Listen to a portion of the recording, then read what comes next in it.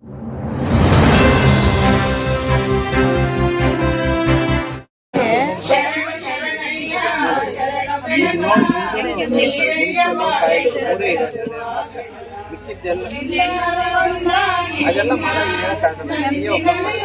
ನೋಡೋಕೆ ಚೆನ್ನ ಎಲ್ಲರೂ ಒಂದಾಗಿ ನಿನ್ನ ನಮಿಸಿದಲ್ಲಿ ನೋಡೋಕೆ ಚೆನ್ನ ಗರಿಗೆ ತಂದರೆ ನೀನು ಗರಿಗೆ ತಂದರೆ ನೀನು ಕೊನೆ ಕೈಗಿರುವ ಮುನ್ನ ಶರಣು ಶರಣಯ್ಯ ಶರಣು ಬೆಳಕ ಎಸ್ಪಿ ಸುದ್ದಿವಾಹಿನಿಯ ವೀಕ್ಷಕರಿಗೆ ಸ್ವಾಗತ. ಸೆಪ್ಟೆಂಬರ್ 15ರಂದು ಮುಳಬಾಗಿಲು ನಗರದ ತ್ಯಾಗರಾಜ ಕಾಲೋನಿಯ ಸಾಮರ್ಥ್ಯ ಸೌಧದ ಮುಂಭಾಗ ಮುಳಬಾಗಿಲು ಮಹಿಳಾ ರೈತ ಉತ್ಪಾದಕರ ಕಂಪನಿಯ ದ್ವಿತೀಯ ವಾರ್ಷಿಕ ಮಹಾಸಭೆ ನಡೆಯಿತು. ಸ್ವಾಗತ ಸುಸ್ವಾಗತವು ಸುಪ್ರನಾಮವು ಸ್ವೀಕರಿಸಿ ಹಕ್ಕರಿಗರೆ ಬಂದಿರುವ ಸರ್ವರೇ ಬೆಳ್ಳಿ ಹೆದೆಯ ಬಟ್ಟಲಲ್ಲಿ ಭಾವ ಭರಿತ ಹೆಣ್ಣೆಯಲಿ ಬೆಳ್ಳಿ ಹೆದೆಯ ಬಟ್ಟಲಲ್ಲಿ ಭಾವ ಭರಿತ ಎಣ್ಣೆಯಲಿ ಬತ್ತಿ ಬತ್ತಿ ಹಚ್ಚುತ್ತಲಿ ಹರಿಷ ಜ್ಯೋತಿ ಉರಿಸುತ್ತಲಿ. ಮಹಾಸಭೆಗೆ ನಮ್ಮ ನರೇಗಾ ನಿರ್ದೇಶಕರಾದಂತಹ ಶ್ರೀಯುತ ರವಿಚಂದ್ರ ಸಾಹೇಬ್ ಆಗಮಿಸಿದರೆ ಅವರಿಗೆ ನಿಮ್ಮ ನಮ್ಮ ಪರವಾಗಿ ಹೃತ್ಪೂರ್ವಕವಾದಂತಹ ಸ್ವಾಗತವನ್ನ ಕೋರ್ತಾ ಇದ್ದೀವಿ.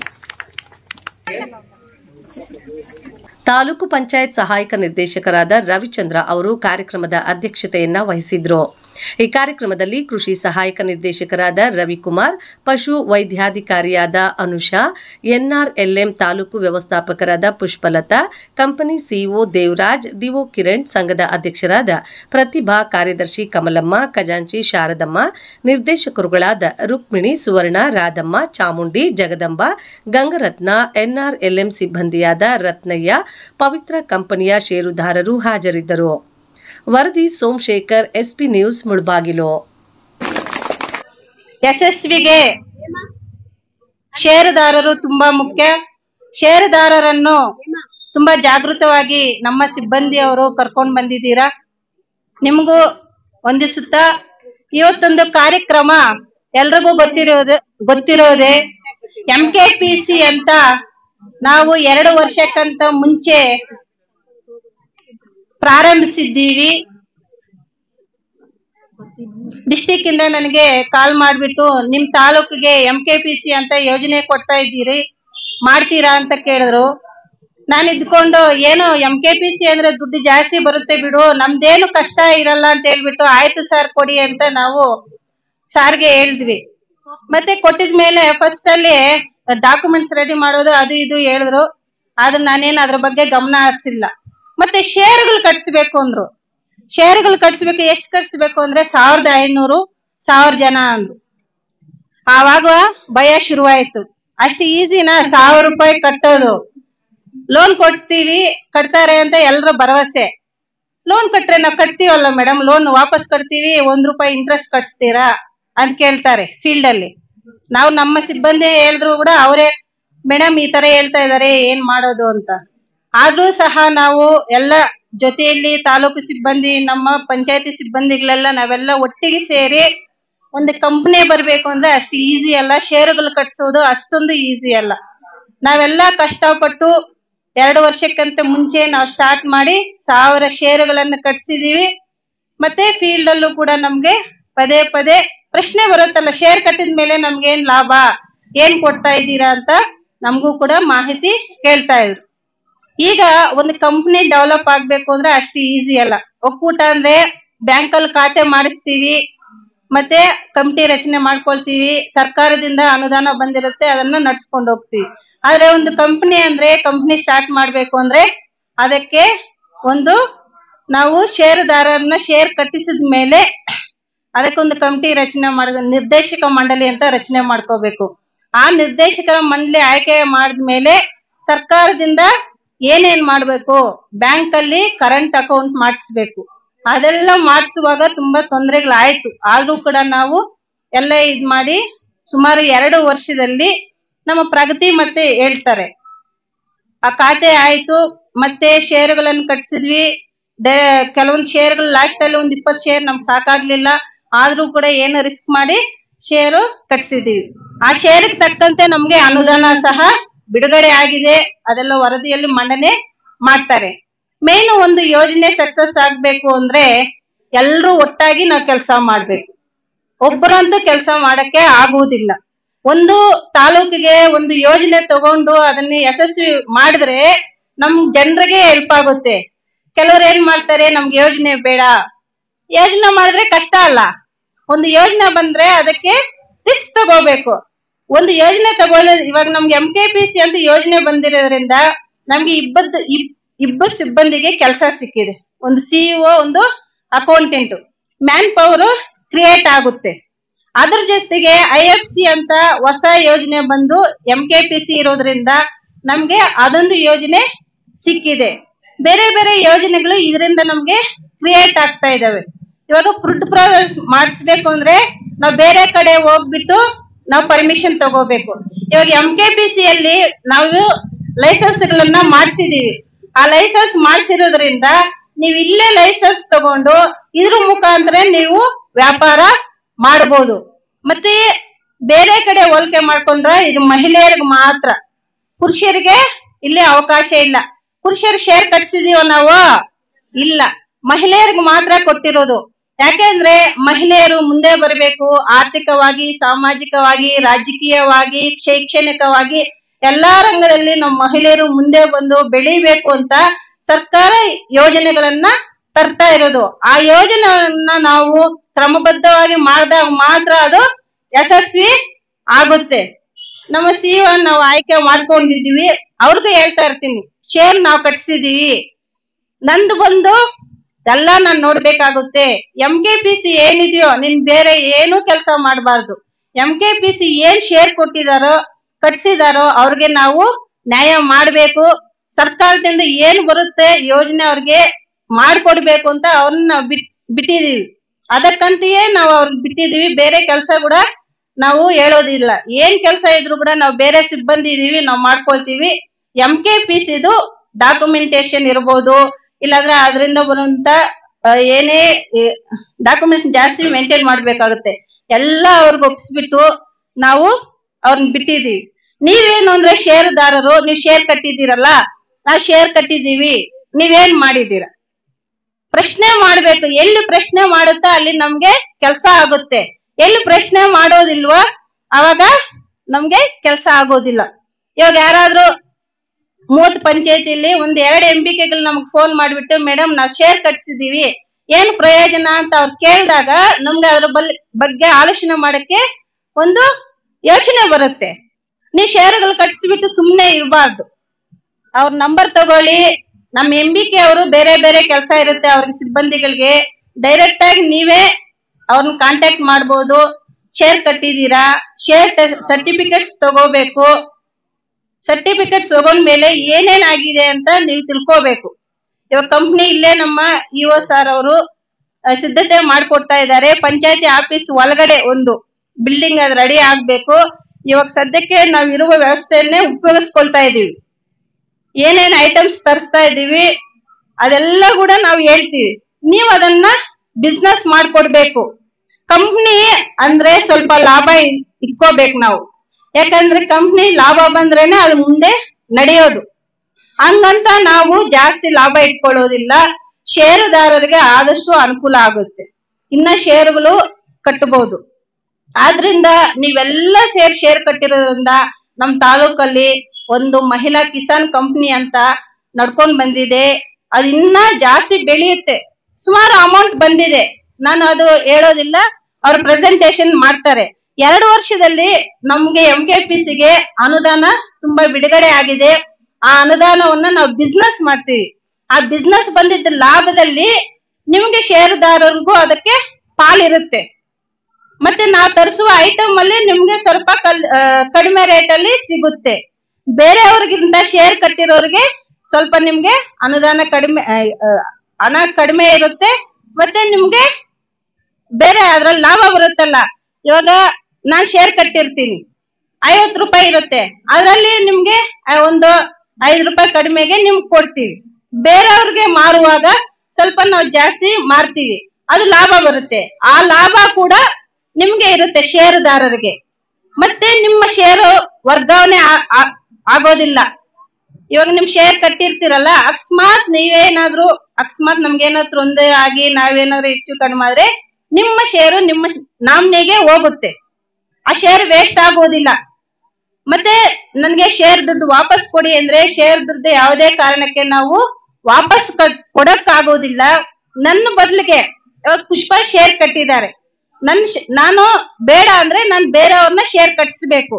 ಆವಾಗ ನನ್ನ ಶೇರು ನಿಮ್ಗೆ ವರ್ಗಾವಣೆ ಆಗುತ್ತೆ. ಡೈರೆಕ್ಟ್ ಆಗಿ ನನ್ಗೆ ಶೇರ್ ಅಮೌಂಟ್ ವಾಪಸ್ ಕೊಡಿ ಅಂದ್ರೆ ಅದು ವಾಪಸ್ ಬರೋದಿಲ್ಲ. ಶೇರ್ನ ವರ್ಗಾವಣೆ ಮಾಡ್ಬೋದು, ಬಟ್ ಶೇರ್ ವಾಪಸ್ ಕೊಡೋದಕ್ಕಾಗೋದಿಲ್ಲ.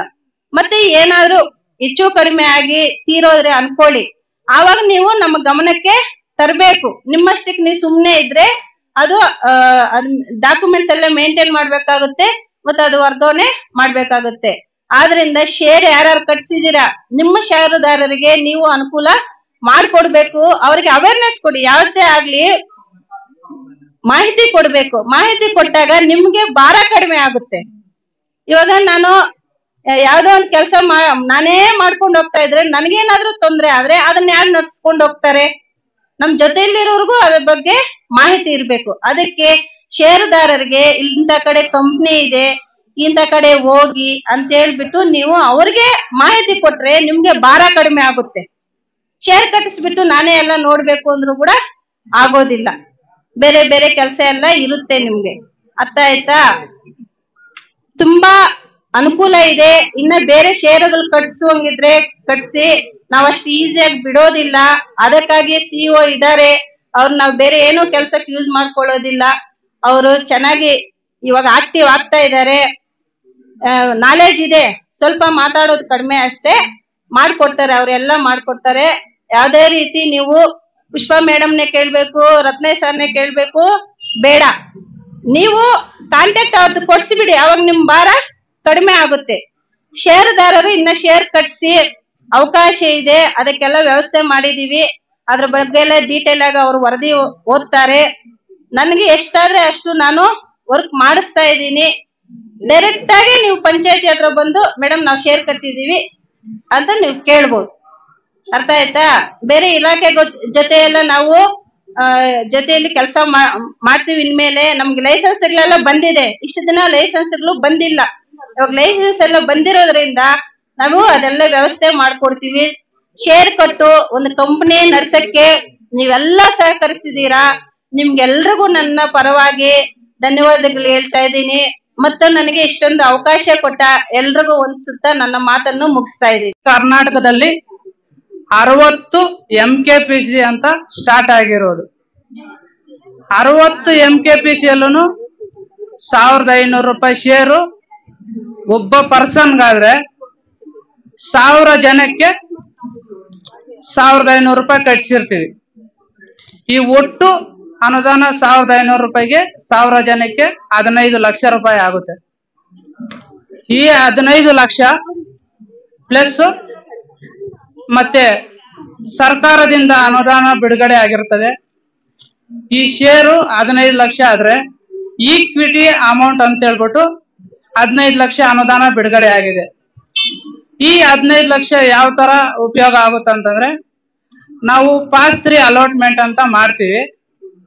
ಒಬ್ಬ ಪರ್ಸನ್ಗೆ 1500 ರೂಪಾಯಿ ನಾವು ಅನುದಾನ ನಾವು ಶೇರ್ ಅಮೌಂಟ್ ಕಲೆಕ್ಟ್ ಮಾಡ್ಕೊಂಡಿದ್ರೆ, ಆ ಪ್ರತಿಯೊಂದು 15,000 ಈಕ್ವಿಟಿ ಗ್ರಾಂಟ್ ಅಮೌಂಟ್ ಬಂದಿದೆಯಲ್ಲ, ಆ ಅಮೌಂಟ್ ನ ಪ್ರತಿಯೊಬ್ಬರಿಗೂ ಹಂಚಿಕೆ ಮಾಡ್ತೀವಿ.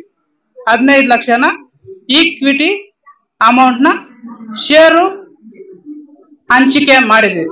ಪ್ರತಿಯೊಬ್ಬರು ಹೆಸರಲ್ಲೂ ಈಗ ಡಬಲ್ ಶೇರ್ ಇದೆ.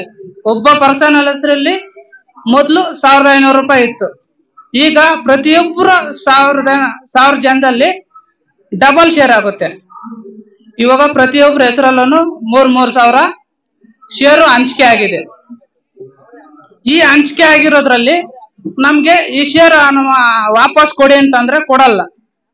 ಇದನ್ನ ಬೇಕಾದ್ರೆ ಯಾರಾದ್ರೂ ಕೊಡ್ತಾರೆ ಅಂತಂದ್ರೆ ಅದನ್ನ ಶೇರು ವರ್ಗಾವಣೆ ಮಾಡಿಸ್ಕೊಂತೀವಿ, ಈ ಶೇರು ಅನುದಾನವನ್ನ. ಮತ್ತೆ ಇದ್ರ ಜೊತೆಗೆ ಸರ್ಕಾರದಿಂದ ಮ್ಯಾನೇಜ್ಮೆಂಟ್ ಕಾಸ್ಟ್ ಅಂತ ಬರುತ್ತೆ. ಆ ಮ್ಯಾನೇಜ್ಮೆಂಟ್ ಕಾಸ್ಟ್ ಅಲ್ಲಿ 3 ಲಕ್ಷ ಅನುದಾನ ಇರುತ್ತೆ.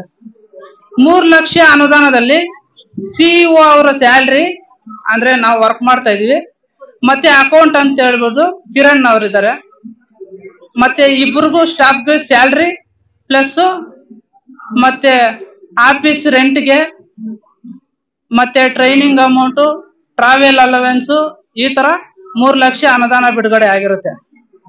ಮತ್ತೆ ಅದ್ರ ಜೊತೆಗೆ 24 ಲಕ್ಷ ವರ್ಕಿಂಗ್ ಕ್ಯಾಪಿಟಲ್ ಅಂತ ಹೇಳ್ಬಿಟ್ಟು ಅನುದಾನ ಬಿಡುಗಡೆ ಆಗಿದೆ. ಈ ವರ್ಕಿಂಗ್ ಕ್ಯಾಪಿಟಲ್ ಅನುದಾನ ಯಾವ ರೀತಿ ಉಪಯೋಗ ಆಗುತ್ತಂತಂದ್ರೆ 10 ಲಕ್ಷ CSC ಸೆಂಟರ್ ಅಂತ ಹೇಳ್ಬಿಟ್ಟು ಅದಕ್ಕೆ 10 ಲಕ್ಷ ಅನುದಾನ ಬಿಡುಗಡೆ ಆಗಿದೆ. ಮತ್ತೆ 4.7 ಲಕ್ಷ 4,70,000 ಬರುತ್ತೆ. ಆ ಅನುದಾನವನ್ನು ಮ್ಯಾನೇಜ್ಮೆಂಟ್ ಕಾಸ್ಟ್ ಬರುತ್ತೆ. ಮತ್ತೆ 4,70,000 ಬಂದ್ಬಿಟ್ಟು ಟ್ರೈನಿಂಗ್ ಅಮೌಂಟ್ ಇರುತ್ತೆ. ಮತ್ತೆ 16 ಲಕ್ಷ ಬಂದ್ಬಿಟ್ಟು MKPC ಕಂಪನಿಗೆ ಬಿಸ್ನೆಸ್ ಸ್ಟಾರ್ಟ್ ಮಾಡಕ್ ಇರುತ್ತೆ. ಸರ್ ನಿಮ್ಗೂ ಗೊತ್ತಿರ್ಬೇಕಲ್ಲ ಸರ್, CSC ಸೆಂಟರ್ಗೆ 10 ಲಕ್ಷ ಅನುದಾನ ಬಿಡುಗಡೆ ಆಗಿದೆ. ಆ ಅಮೌಂಟ್ ಅಲ್ಲಿ ನಿಮ್ ಕಡೆಯಿಂದ ನಾವು ಬೇರೆ ಕಡೆ ನಮ್ಗೆ ನಿಮ್ ಜೊತೆ ಕನ್ವರ್ಜೆನ್ಸ್ ಮಾಡ್ಕೊಡ್ತೀವಿ ಅಂತ ಹೇಳಿದ್ದೀರ. 10 ಲಕ್ಷದಲ್ಲಿ ಅದ್ರ ಬಗ್ಗೆ ನಿಮ್ಗೂ ಸ್ವಲ್ಪ 2 ಮಾತು ಮಾತಾಡ್ಬೇಕಾಗುತ್ತೆ. ಸರಿ ಸರ್, ಥ್ಯಾಂಕ್ ಯು. ಮತ್ತೆ ಯಾರಾದ್ರೂ ನಾನು ಇವಾಗ ಹೇಳಿದ್ನಲ್ಲ, ಎಷ್ಟು ಅನುದಾನ ಟೋಟಲ್ ಆಯ್ತು? ಯಾರೋ ಕೌಂಟ್ ಮಾಡ್ಕೊಂಡಿಲ್ವಲ್ಲ? ಆಯ್ತು, 15 ಲಕ್ಷ ಷೇರು ಅನುದಾನ, 15 lakh equity amount, 24 lakh working capital, 3 lakh management cost. ಆಯ್ತಾ? ಇದ್ರ ಜೊತೆಗೆ PG ಗುಂಪುಗಳು ಅಂತ ಹೇಳ್ಬಿಟ್ಟು ನಾವು ಮಾಡಿದ್ವಿ. PG ಗುಂಪುಗಳಲ್ಲಿ ಪ್ರತಿಯೊಂದು PG ಗುಂಪುಗಳಲ್ಲೂ 10 ಜನ ಇರ್ತಾರೆ, 20 ಜನ ಇರ್ತಾರೆ, 15 ಜನ ಇರ್ತಾರೆ. ಆ ಪ್ರತಿಯೊಂದು PG ಗುಂಪುಗೂ 1.5 ಲಕ್ಷ ಅನುದಾನ ಬಿಡುಗಡೆ ಆಗಿದೆ. ನಮ್ಮ ಪಂಚಾಯತಿ ಇಡೀ ತಾಲೂಕಲ್ಲಿ 30 ಪಂಚಾಯತಿಗಳಿದೆ. ಆ 30 ಪಂಚಾಯತಿಗಳಲ್ಲಿ 28 ಗ್ರಾಮ ಪಂಚಾಯತಿಗಳಿಂದ ನಾವು ಶೇರ್ ಕಟ್ಸ್ಕೊಂಡಿರೋದು. ಆ 28 ಗ್ರಾಮ ಪಂಚಾಯತಿಗಳಿಗೆ 50 PG ಗುಂಪುಗಳು ಬರುತ್ತೆ. 50 PG ಗುಂಪುಗಳಿಗೂ 1.5 ಲಕ್ಷ ಅನುದಾನ ಬಿಡುಗಡೆ ಆಗಿದೆ. ಅದರಲ್ಲಿ 1.5 ಲಕ್ಷ ಅನುದಾನದಲ್ಲಿ ರೈತ ಮಹಿಳೆಯರಿಗೆ ಆರ್ಥಿಕವಾಗಿ ಅಭಿವೃದ್ಧಿ ಆಗುತ್ತೆ ಅಂತ ಹೇಳ್ಬಿಟ್ಟು ನಾವು ಬಿಸ್ನೆಸ್ ಸ್ಟಾರ್ಟ್ ಮಾಡಕ್ಕೆ ಗ್ರಾಮ ಪಂಚಾಯತಿಗಳಲ್ಲಿ ನಾವು ಈ ಅನುದಾನನ ಬಿಡುಗಡೆ ಮಾಡಿರೋದು.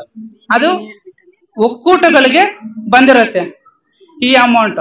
ಮತ್ತೆ ಒಕ್ಕೂಟಗಳಿಂದ PG ಅಮೌಂಟ್ ಅಂತ ಹೇಳ್ಬಿಟ್ಟು ಶೇರ್ ಹೋಲ್ಡರ್ಸ್ಗೆ ಮಾಡಿಡ್ತಿರ್ತಿರಲ್ವಾ, ಆ ಅಮೌಂಟ್ ನ ಅವ್ರಿಗೆ PG ಗುಂಪುಗಳಿಗೆ ಬಿಡುಗಡೆ ಮಾಡ್ಬೇಕು. ಇವಾಗ ಸದ್ಯಕ್ಕೆ ಬಿಸ್ನೆಸ್ ಮಾಡಕ್ಕೆ ಯಾರು ರೆಡಿ ಇಲ್ಲ. ಅದಕ್ಕೋಸ್ಕರ ನಾವು 1.5 ಲಕ್ಷದಲ್ಲಿ 1 ಲಕ್ಷ ಮಾತ್ರ ಸಾಲ ಸೌಲಭ್ಯ ಕೊಡ್ತಾ ಇದೀವಿ. 1 ಲಕ್ಷದಲ್ಲಿ 30 ಪೈಸೆ ತರ ಬಡ್ಡಿ 4 ತಿಂಗಳಿಗೆ ಕೊಡ್ತಾ ಇದೀವಿ. 4 ತಿಂಗಳಲ್ಲಿ ನಾವು ರೀಪೇಮೆಂಟ್ ಮಾಡಕ್ಕೆ ಕಷ್ಟ ಅಂತ ಹೇಳ್ಬೋದು. ಬಟ್ ಅದನ್ನ ನಾವು ಬೇರೆ ರೀತಿ ಅನುದಾನಕ್ಕೆ ಬಳಸ್ಕೋಬೇಕು ಅಂತ ಹೇಳಿರೋದು. ಬಟ್ ನೀವ್ ಯಾರು ಬಳಸ್ಕೊಂತ ಇಲ್ಲ. ನೀವೇ ಆರ್ಥಿಕವಾಗಿ ಅಭಿವೃದ್ಧಿಗೊಳಿಸ್ಬೇಕು ಅಂತ ಹೇಳ್ಬಿಟ್ಟು ನಾವು ಅನುದಾನ ಬಿಡುಗಡೆ ಮಾಡಿದ್ರೆ ನೀವು ಯಾರು ಮುಂದೆ ಬರ್ತಾ ಇಲ್ಲ. ಅದಕ್ಕೋಸ್ಕರ ನಾವು 4 ತಿಂಗಳಲ್ಲಿ ರೀಪೇಮೆಂಟ್ಗೆ 30% ಬಡ್ಡಿ ತರ ನಾವು ಅನುದಾನನ ಬಿಡುಗಡೆ ಮಾಡಿದ್ವಿ. ಆಗಲ್ಲ, ಬಟ್ ಇದು ರೆಸಲ್ಯೂಷನ್ ಪಾಸ್ ಆಗೋಗಿದೆ. ನಮ್ಮಿಂದ ಬಂದಿರೋ ಆದೇಶ ಅಲ್ಲ, ಸರ್ಕಾರದಿಂದ ಬಂದಿರೋ ಆದೇಶ. ಅದು ಏನ್ ಆದೇಶ ಬರುತ್ತೋ ಅದೇ ಆದೇಶನ ನಾವು ಪಾಲಿಸ್ಬೇಕಾಗುತ್ತೆ. ಇದು 2 ತಿಂಗಳಿಗೆ ರೀಪೇಮೆಂಟ್ ಆಗ್ಬೇಕು ಅಂತಾನು ಬಂದಿತ್ತು. ಬಟ್ ನಾವು 4 ತಿಂಗಳಿಗೆ ಎಕ್ಸ್ಟೆಂಡ್ ಮಾಡಿದ್ವಿ. 30 ಪೈಸೆ ಬಡ್ಡಿಗೆ ಎಲ್ಲೂ ಕೊಡಲ್ಲ, ಬೆಳೆ ಬರಲ್ಲ. ಯಾಕೆ? ಟೊಮೊಟೊ 3 ತಿಂಗಳಲ್ಲಿ ಆಗುತ್ತಲ್ವಾ, ಇಳುವರಿ ಬರುತ್ತೆ ತಾನೆ? ಇಳುವರಿ ಬರುತ್ತೆ. ಇವಾಗ ನೀವು ಲೋನ್ ತಗೊಂತೀರಾ, ರೀಪೇಮೆಂಟ್ ಮಾಡ್ದಿರ ಇರಕ್ ಆಗುತ್ತಾ? ಎಲ್ಲಿ ತಗೊಂಡ್ರು ರೀಪೇಮೆಂಟ್ ಮಾಡ್ಲೇಬೇಕಲ್ವಾ? ಹಾ ಅಲ್ಲ, ನಮ್ಮಲ್ಲಿ ಕಡಿಮೆ ಬಡ್ಡಿ ಇರೋದ್ರಿಂದ 4 ತಿಂಗಳಿಗೆ ನಾವು ರಿಪೇಮೆಂಟ್ ಕೊಟ್ಟಿರೋದು. ಅದಕ್ಕೋಸ್ಕರ ಇದ್ರ ಬಗ್ಗೆ ಏನಾದ್ರು ಇದೆ ಮತ್ತೆ ಮಾತಾಡೋಣ, ಮುಂದುವರಿಸ್ಬಿಡ್ತೀವಿ. ಅರ್ಥ ಆಯ್ತಲ್ವಾ? ಈ ರೀತಿ ಅನುದಾನಗಳು ಬಿಡುಗಡೆ ಆಗೋದಿರುತ್ತೆ. ಮತ್ತೆ ಈ ಕಂಪನಿ ಪರವಾಗಿ ಏನೇನ್ ದಾಖಲಾತಿಗಳಾಗಿದೆ ಅಂತ ಹೇಳ್ಬಿಡ್ತೀನಿ. 2024ರಿಂದ ಕಂಪನಿ ದಾಖಲಾತಿಗಳು: ಸರ್ಟಿಫಿಕೇಟ್ ಆಫ್ ಇನ್ಕಾರ್ಪೊರೇಷನ್. ಇದು ಯಾವುದೇ ಒಂದು ಉದ್ಯಮ ಅಥವಾ FPOಗಳು ಉದ್ಯಮ ಸ್ಟಾರ್ಟ್ ಮಾಡ್ಬೇಕಂತಂದ್ರೆ ಅದು ಸರ್ಟಿಫಿಕೇಟ್ ಆಫ್ ಇನ್ಕಾರ್ಪೊರೇಷನ್ ಅಂತ ಹೇಳ್ಬಿಟ್ಟು CIN ನಂಬರ್ ಬರುತ್ತೆ, ಅದನ್ನ ರಿಜಿಸ್ಟರ್ ಮಾಡ್ಕೊಂಡಿದೀವಿ. ಮತ್ತೆ ಅದಲ್ಲದೆ ಮೆಮೊರಾಂಡಮ್ ಆಫ್ ಅಸೋಸಿಯೇಷನ್ ಅಂತ ಅದನ್ನು ನಾವು ಮಾಡ್ಕೊಂಡಿದೀವಿ ದಾಖಲಾತಿಯಲ್ಲಿ. ಇದು 1500 ರೂಪಾಯಿ 1000 ಜನಕ್ಕೆ ನಾವು ಇದು ಮೆಮೊರಾಂಡಮ್ ಮಾಡ್ಕೊಂಡಿದೀವಿ. ಅದ್ರ ಜೊತೆಗೆ ಆರ್ಟಿಕಲ್ ಆಫ್ ಅಸೋಸಿಯೇಷನ್, ಇದು ಡೈರೆಕ್ಟರ್ಸ್ ಬರ್ತಾರೆ. ನಮ್ಮಲ್ಲಿ 11 ಜನ ಇದ್ದಾರೆ. 11 ಜನಕ್ಕೆ ನಾವು ಇದ್ರಲ್ಲಿ ಮಾಡ್ಕೊಂಡಿದೀವಿ, ಅಪಾಯಿಂಟ್ಮೆಂಟ್ ಮಾಡ್ಕೊಂಡಿದೀವಿ ಅಂತ ಹೇಳ್ಬಿಟ್ಟು ಆರ್ಟಿಕಲ್ ಆಫ್ ಅಸೋಸಿಯೇಷನ್ ಅಲ್ಲಿ ಆರ್ಟಿಕಲ್ಸ್ ಸ್ವಲ್ಪ ಇರುತ್ತೆ. ಕಂಪ್ನಿಗೆ ಏನೇನು ಮಾಡ್ಬೇಕು, ಏನೇನು ಮಾಡಬಾರ್ದು, ಇನ್ ಟೈಮ್ಗೆ ಏನ್ ಮಾಡ್ಬೇಕು ಅಂತ ಇರುತ್ತೆ. ಮತ್ತೆ ಸ್ಪೈಕ್ ಪ್ಲಸ್ ಪಾರ್ಟ್ ಬಿ, ಇದು 1500 ರೂಪಾಯಿ ನೀವೇನ್ ಕಟ್ಟಿರ್ತೀರಾ ಅದಕ್ಕೆ ಅಲಾಟ್ಮೆಂಟ್ ಮಾಡಕ್ಕೆ ಅದು ಬಂದಿರುತ್ತೆ ಡಾಕ್ಯುಮೆಂಟೇಶನ್. ಮತ್ತೆ ಕಂಪ್ನಿ ಪ್ಯಾನ್ ಆಗಿರ್ಬೋದು, ಟ್ಯಾನ್ ಆಗಿರ್ಬೋದು, ಮತ್ತೆ ಡೈರೆಕ್ಟರ್ ಅಪಾಯಿಂಟ್ಮೆಂಟ್ 11 ಜನ ಮಾಡ್ಕೊಂಡಿದೀವಿ ಅಂತ ಹೇಳಿದ್ವಲ್ಲ, ಆತರ ಇರುತ್ತೆ. ಮತ್ತೆ ಪಾಸ್ 3 INC 20A ಅಂತ ಹೇಳ್ಬಿಟ್ಟು ನಾವು ಕಂಪನಿ ಅಡ್ರೆಸ್ ಫೈನಲ್ ಮಾಡಿದೀವಿ ಅಂತ ಹೇಳ್ಬಿಟ್ಟು. ಮತ್ತೆ GST ಬಂದಿದೆ. ಮತ್ತೆ MGT 14, MGT 7. ಇವಾಗ MGT 7 ಇರಕ್ ಮುಂಚೆ 1000 ಜನ ಮಾತ್ರ ಫೈನಲ್ ಮಾಡ್ಬೇಕಾಗಿತ್ತು, 1000 ಜನಕ್ಕೆ ಮಾತ್ರ ಇತ್ತು ಶೇರು. ಇವಾಗ 2667 ಶೇರ್ಗೆ ಮುಂದುವರಿಸ್ತಾ ಇದ್ವಿ. ಅಷ್ಟು ಶೇರ್ ಕಟ್ಟಬಹುದು ಇವಾಗ. ಅದು SS7. ಮತ್ತೆ ಟ್ರೇಡ್ ಲೈಸೆನ್ಸ್ ಬಂದಿದೆ, APMC ಟ್ರೇಡ್ ಲೈಸೆನ್ಸ್ ಬಂದಿದೆ, MSME ಲೈಸೆನ್ಸ್ ಬಂದಿದೆ, FSSI ಲೈಸೆನ್ಸ್ ಬಂದಿದೆ. ಇಷ್ಟು ದಾಖಲಾತಿಗಳು ನಮ್ಮಲ್ಲಿ ಬಂದಿದೆ. ಸೊ ಈ MKPC ಕಾನ್ಸೆಪ್ಟ್ ಹೇಗ್ ಬಂತು ಅಂತಂದ್ರೆ, ಇದು ಮಹಿಳಾ ಉತ್ಪಾದಕರ ಆರ್ಗನೈಸೇಷನ್ ಅಂದ್ರೆ FAO, ಫಾರ್ಮರ್ಸ್ ಪ್ರೊಡ್ಯೂಸರ್ಸ್ ಆರ್ಗನೈಸೇಷನ್. ಅದರಲ್ಲೂ ಮಹಿಳೆಯರದು ಅಂದ್ರೆ ಮಹಿಳಾ MKPC ಅಂತ ಹೇಳ್ಬಿಟ್ಟು. ಸೊ ಮೊದಲು ಏನಾಯ್ತು, ಈ ಸ್ತ್ರೀಶಕ್ತಿ ಸಂಘಗಳು ಬರೋಕ್ಕಿಂತ ಮುಂಚೆ ಹೆಂಗಿದ್ರು ನಮ್ಮ ಗ್ರಾಮೀಣ ಪ್ರದೇಶ ಹೆಣ್ಮಕ್ಳು ಆ ಕಾನ್ಸೆಪ್ಟ್ ಬಂದ ಮೇಲೆ ಹೆಂಗ್ ಚೇಂಜಸ್ ಆಯ್ತು, ಆ ಬೇಸ್ ಮೇಲೆ ಇಟ್ಕೊಂಡು ಇದನ್ನ FAO ಸರ್ಕಾರದಿಂದ ಮಾಡಿರ್ತಿರೋದು ಇದು. ಸೊ ಮೋಸ್ಟ್ಲಿ ಗೊತ್ತಿರ್ಬೇಕಲ್ವಾ, ಈ ಸ್ತ್ರೀಶಕ್ತಿ ಗ್ರೂಪ್ಗಳು ಆದ್ಮೇಲೆ ಊರಲ್ಲಿ 12 ಜನ 15 ಜನ ಸೇರ್ಕೊಂಡು ಒಂದು ಗ್ರೂಪ್ ಮಾಡ್ಕೊಳ್ಳೋದು, ಸೇವಿಂಗ್ಸ್ ಮಾಡ್ಕೊಳ್ಳೋದು, ಅದನ್ನ ನಾವು ಬಂದಿರೋ ಅಮೌಂಟ್ ನ ವೀಕ್ಲಿನೋ ಮಂತ್ಲಿನೋ ತಗೊಂಡು ಬಡ್ಡಿ ಕಟ್ಟಂಗ ತಗೊಂಡು ಮಾಡೋದು ಸ್ವಲ್ಪ ಉದಾರ, ಸ್ವಲ್ಪ ಇಂಪ್ರೂವ್ಮೆಂಟ್ ಆಗಿದ್ದಾರೆ. ಸಣ್ಣ ಪುಟ್ಟ ಈ ಕುರಿ ಸಾಕಾಣಿಕೆ ಇರ್ಬೋದು, ಕೋಳಿ ಸಾಕಾಣಿಕೆ ಇರ್ಬೋದು, ಇಲ್ಲ ಈ ತರ ಚಟ್ನಿ ಪುಡಿ ಪಿಕಲ್ಸ್ ಮಾಡೋಂಥದ್ದು ಲೈವ್ ಎಕ್ಸಾಂಪಲ್ ಇದ್ದಾರೆ ಒಬ್ರು. ಸೊ ಈ ತರ ಆಕ್ಟಿವಿಟಿ ಸಣ್ಣ ಪುಟ್ಟ ಆಕ್ಟಿವಿಟಿ ಮಾಡಿಸ್ಕೊಂಡು ಇಂಪ್ರೂವ್ ಆಗಿದ್ದಾರೆ. ಬಹುಶಃ ನಮ್ಮಲ್ಲಿ ಅಷ್ಟು ಇಲ್ಲದೆ ಇರ್ಬೋದು, ಬಟ್ ಕೆಲವೊಂದ್ ಕಡೆ ಅಂತೂ ಈ ಸ್ತ್ರೀಶಕ್ತಿ ಗ್ರೂಪ್ ಬಂದಾದ್ಮೇಲೆ ಹೆಣ್ಮಕ್ಳು ತುಂಬಾನೇ ಆರ್ಥಿಕವಾಗಿ ಸದೃಢರಾಗಿದ್ದಾರೆ. ಸೊ ಆ ಕಾನ್ಸೆಪ್ಟ್ ನ ಇಟ್ಕೊಂಡು ಸರ್ಕಾರದಿಂದ ಒಂದು FAO ಬಂತು. ಅಂದ್ರೆ ಅದರ ಇಂಪ್ರೂವ್ ವರ್ಷನ್, ಇದನ್ನ ಸ್ವಲ್ಪ ದೊಡ್ಡ ಸ್ಕೇಲ್ ಅಲ್ಲಿ ಮಾಡಿಸೋದು. FAO ಅಂತಂದ್ರೆ ಒಂದು ಕಂಪನಿ ಇದ್ದಂಗೆ. ನಮ್ಮ ಹೇಳಿದ್ರಲ್ವಾ ದೇವರಾಜ್ ಅವರು, ಒಂದು ಆರ್ಟಿಕಲ್ ಆಫ್ ಅಸೋಸಿಯೇಷನ್ ಮತ್ತು ಆರ್ಟಿಕಲ್ ಆಫ್ ಇನ್ಕಾರ್ಪೊರೇಷನ್ ಅಂತ ಹೇಳ್ಬಿಟ್ಟು, ಸೊ ಅದೆಲ್ಲಾನು ಕಂಪನಿಯಿಂದ ಮಾಡುವಂತ ಒಂದು ರಿಜಿಸ್ಟ್ರೇಷನ್ ಫಾರ್ಮ್ಸ್. ಸೊ ಒಂದು ಕಂಪನಿ ಏನೇನು ಆಕ್ಟಿವಿಟೀಸ್ ಮಾಡಬಹುದು, ಸೊ ಅದೆಲ್ಲ ನಮ್ಮ ಒಂದು MKPC ಇಂದ ಮಾಡ್ಬೋದು. ಇವಾಗ ಅವ್ರೇನು FSSAI ಒಂದು ಸರ್ಟಿಫಿಕೇಟ್ ಮಾಡಿಸಿದೀವಿ ಅಂತ ಅಂದ್ರು, ಆಗಿದೆ ಅಲ್ವಾ. ಸೊ ಅಂತವೆಲ್ಲ ಮಾಡಿಸ್ಕೊಂಡಿರೋತ್ತೆ. ಈ ತರ ಒಂದು ಫುಡ್ ಪ್ರಾಡಕ್ಟ್ಸ್ ಮಾಡ್ಕೋಬಹುದು. ಹೌದು.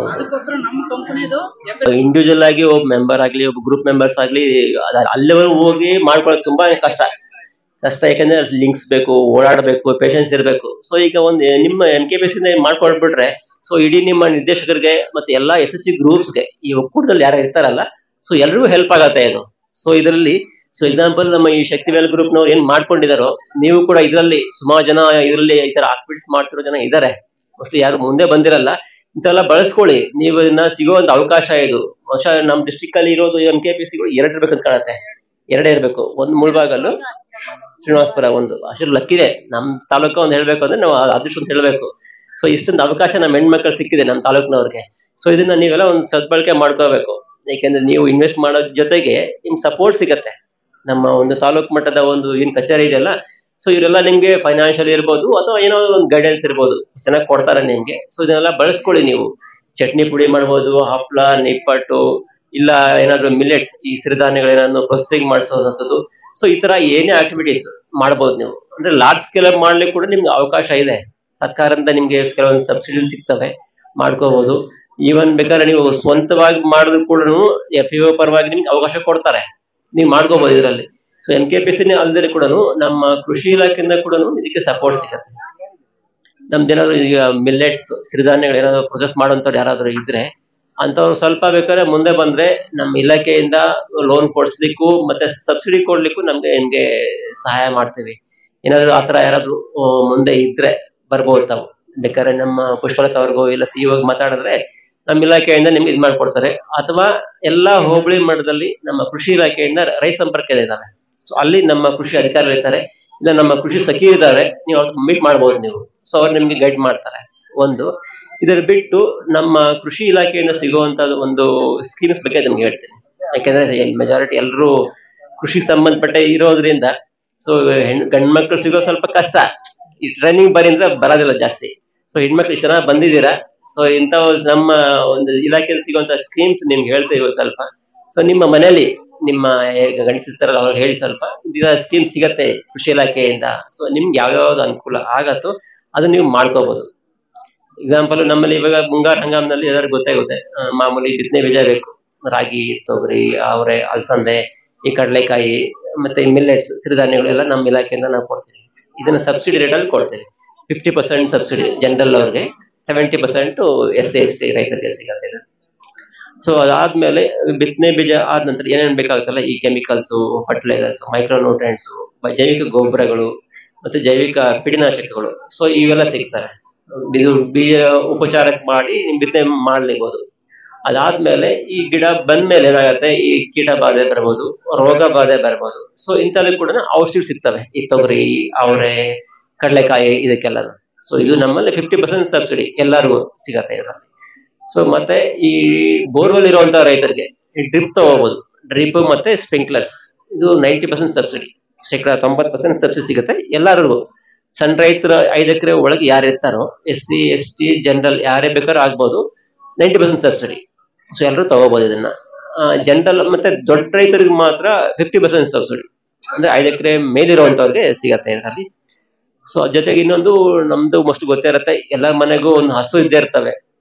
ಹೆಣ್ಮಕ್ಳಿಗೆ ಆಲ್ಮೋಸ್ಟ್ ಎಲ್ಲಾ ಮನೆಗೂ ಈಗ ಒಂದು ಜೀವನೋಪಾಯ ಅಂತಂದ್ರೆ ಹಸು. ನಮ್ ಜಿಲ್ಲೆನಲ್ಲಿ ಇರುವಂತದ್ದು ಹಸು ಬೇಕಾಗತ್ತೆ. ಹಸು ಡೈರಿ ಇರುವಂತವ್ರಿಗೆ ಒಂದು ಚಾಪ್ ಕಟ್ರಿ, ಈ ಹುಲ್ ಕಟ್ ಮಾಡೋ ಮೆಷಿನ್ ಸಿಗತ್ತೆ. ಅಂದ್ರೆ ಈಗ ಹುಲ್ ತಂದು ಕಟ್ ಮಾಡಿ ಮತ್ತೆ ಅದನ್ನ ಮಾಡೋಕ್ಕಿಂತ ಮತ್ತೆ ಹಂಗೆ ಯಾಕೆ ಏನಾಗುತ್ತೆ, ಹಸು ಫುಲ್ ತಿನ್ನಲ್ಲ, ಅರ್ಧಂಬರ್ಧ ತಿಂದಿರುತ್ತೆ, ಅರ್ಧ ವೇಸ್ಟ್ ಆಗತ್ತೆ. ಸೊ ಈ ನಮ್ಮ ಚಾಪ್ ಕಟ್ರಿ ಏನ್ ಹೇಳ್ತೀವಲ್ಲ, ಸೊ ಅದನ್ನ ನೀವು ಕಟ್ ಮಾಡಿ ಹಾಕಿದ್ರೆ ಅದು ಸ್ಮಾಲ್ ಪೀಸಸ್ ಮಾಡ್ತದೆ. ಅದ್ ಹಾಕಿದ್ರೆ ಈಗ ವೇಸ್ಟೇಜ್ ಆಗಲ್ಲ. ಹಸು ಸಣ್ಣ ಪುಟ್ಟ ಇದ್ ಕೂಡ ತಿಂದಾಕತ್ತೆ ಅದನ್ನ. ಸೊ ನಿಮ್ಗೆ ವೇಸ್ಟೇಜ್ ಆಗಲ್ಲ, ಟೈಮ್ ಸೇವ್ ಆಗತ್ತೆ ನಿಮ್ಗೆ. ಸೊ ಇದು ಬಳಸ್ಕೋಬಹುದು ಇದನ್ನ. ಮತ್ತೆ ಈ ಟ್ರಾಕ್ಟರ್ ಇರುವಂತವ್ರಿಗೆ ಕಲ್ಟಿವೇಟರು, ರೋಟೋವೇಟರ್ ಕೊಡ್ತೀವಮ್ಮ, ಕೊಡ್ತೀವಿ. ತೊಂದರೆ ಇಲ್ಲ, ಅದು ಕೊಡ್ತೇವೆ. ಈ ಜನರಲ್ಗೆ 50% ಸಬ್ಸಿಡಿ, ಜನರಲ್ ರೈತರಿಗೆ, ಸಾಮಾನ್ಯ ವರ್ಗದವ್ರಿಗೆ. SC/STಗೆ 90% ಸಬ್ಸಿಡಿ ಇರುತ್ತೆ. ಹೆಚ್ಚು ಕಮ್ಮಿ ನಿಮ್ಗೆ ಒಂದು 8,000 ರಿಂದ 14,000ವರೆಗೂ ನೀವು ಕಟ್ಬೇಕಾಗತ್ತೆ. ಕಂಪನೀಸ್ ಇರ್ತವೆ, ಬೇರೆ ಬೇರೆ ಕಂಪನಿಗಳು. ಮತ್ತೆ 3 HP, 5 HP, 4 HP ಅಂತ ಇರುತ್ತೆ. ಅಂದ್ರೆ ಕೆಪಾಸಿಟಿ ಒಂದು ಹಸು ಇರೋರಿಗೆ ಒಂದು 3 HP ಸಾಕಾಗತ್ತೆ. ಒಂದು 3-4 ಹಸು ಕೈ ಇರೋಂತವ್ರಿಗೆ ಒಂದು 4 HP, 5 HP ಮೋಟರ್ ಕೆಪಾಸಿಟಿ ಜಾಸ್ತಿ ತಗೋಬೇಕಾಗತ್ತೆ. ಸೊ ಅದ್ ನೀವು ತಗೋಬಹುದು. ಇದನ್ನ ನೀವು ಅಲ್ಲ ಪರವಾಗಿಲ್ಲಮ್ಮ, ಇವರು ಇದ್ರೆ ಇಂತ ಯಾರಾದ್ರೂ ನಮ್ಮ ಕೊಟ್ಟರು ಇದ್ರೆ ನಮ್ಮ ಹೋಬಳಿ ಮಟ್ಟದಲ್ಲಿ ಒಂದು ಆಫೀಸ್ ಇರುತ್ತೆ, ನಮ್ಮ RSK ಇರುತ್ತೆ. ಅಲ್ಲಿ ಪಾಣಿ, ಆಧಾರ್ ಕಾರ್ಡು, ಒಂದು ಬ್ಯಾಂಕ್ ಪಾಸ್ಬುಕ್, ಜೆರಾಕ್ಸ್ ಇಷ್ಟು ಕೊಡ್ಬೇಕಾಗತ್ತೆ. ನೀವು ಇಷ್ಟು ಕೊಟ್ಬಿಟ್ಟು ಈ ತೋಟಗಾರಿಕೆ ಮತ್ತೆ ಸೆರಿಕಲ್ಚರ್ ಡಿಪಾರ್ಟ್ಮೆಂಟ್ ಇಂದ NOC, ಅಂದ್ರೆ ಅಲ್ಲಿ ನಾವು ತಗೊಂಡಿಲ್ಲ ಅಂತ ಒಂದು NOC ಸರ್ಟಿಫಿಕೇಟ್ ಕೊಟ್ರೆ ನಾವು ಇಶ್ಯೂ ಮಾಡಿಸ್ತೀವಿ. ತೋಟಗಾರಿಕೆ ಮತ್ತೆ ರೇಷ್ಮೆ ಇಲಾಖೆ ಅಂದ್ರೆ ಅಲ್ಲಿ ತಗೊಂಡಿಲ್ಲ ಅಂತ ತಗೋಬೋದು. ತಗೊಂತಾರೆ. ಅದೇ ವೆಟರ್ನರಿ ಇದಾರೆ, ಅವರು ಕೊಡ್ತಿದ್ದಾರೆ. ಆಕ್ಚುಲಿ ಏನಾಗುತ್ತೆ, ಚಾಪ್ ಕಟರ್ಸ್ ಮತ್ತೆ ಇದು ವೆಟರ್ನರಿ ಅವರು ಕೊಡ್ತಾರೆ, ನಾವು ಕೊಡ್ತೀವಿ, ರೇಷ್ಮೆಯವರು ಕೊಡ್ತಾರೆ. ಸೊ ಹಂಗಾಗಿ ಒಂದ್ ಕಡೆ ಮಾತ್ರ ಅವಕಾಶ, ಎಲ್ಲಾದ್ರೂ ಒಂದ್ ಕಡೆ ತಗೊಳ್ಳೋದು. ನೀವು ಎಲ್ಲಿ ತಗೊಳ್ತಿರೋ ಬೇರೆ ಇಲಾಖೆಯಿಂದ NOC ಕೊಡ್ಬೇಕಾಗತ್ತೆ. ಸೊ ಇದು ಬೇಕಾದ್ರೆ ನಮ್ಮ ಕೃಷಿ ಸಖಿಯರು ಇದಾರೆ, ನಿಮ್ಗೆ ಹೆಲ್ಪ್ ಮಾಡ್ತಾರೆ. ಅವರು ಹೆಣ್ಮಕ್ಳು ಇದ್ದಾರೆ, ಸೊ ಅವ್ರು ಕೂಡ ನಿಮ್ಗೆಲ್ಲ ನಮ್ಗೆ ಗೈಡ್ ಮಾಡ್ತಾರೆ. ಅರ್ಜಿಗಳು ಕೊಟ್ಟಿರಬೇಕಾದ್ರೆ ಜನರಲ್ ಸ್ವಲ್ಪ ಬೇಗ ಸಿಗತ್ತೆ, SC ಗೆ ಸ್ವಲ್ಪ ಲೇಟ್ ಆಗ್ಬೋದು, ಫಂಡ್ಸ್ ಇರೋದು ಕಮ್ಮಿ ಇರುತ್ತೆ, ಸೊ ಸ್ವಲ್ಪ ಸ್ಲೋ ಆಗತ್ತೆ ಇದರಲ್ಲಿ. ಸೊ ಅದಲ್ದಿರನೆ ಮತ್ತೆ ಈ ಕೃಷಿ ಹೊಂಡ ಸಿಗತ್ತೆ. ಸೊ ಎಲ್ಲರಿಗೂ ಗೊತ್ತಲ್ವಾ, ನಮ್ಮಲ್ಲಿ ಅಂತರ್ಜಲ ಮಟ್ಟ ತುಂಬಾ ಕಮ್ಮಿ ಆಗಿದೆ. ಸೊ ಇರೋ ಮಳೆ ನೀರ್ನ